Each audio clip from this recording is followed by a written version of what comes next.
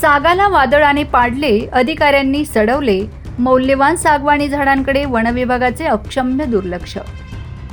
लाखो रुपयांचे सागवान मातीत, सामाजिक वनीकरण विभागाचा सागवान की भागवान.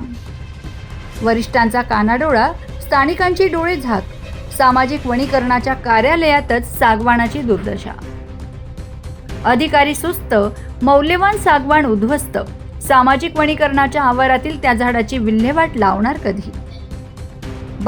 बातमी देऊनही ढिम्म वन विभाग जागे होईना. सरकारी संपत्तीची उघड्यावर लूट, संबंधित विभागाचा गलथान कारभार चव्हाट्यावर. झाडांच्या जबाबदारीवरून सामाजिक वनीकरण आणि वन विभाग एकमेकांकडे बोट दाखवत आहेत.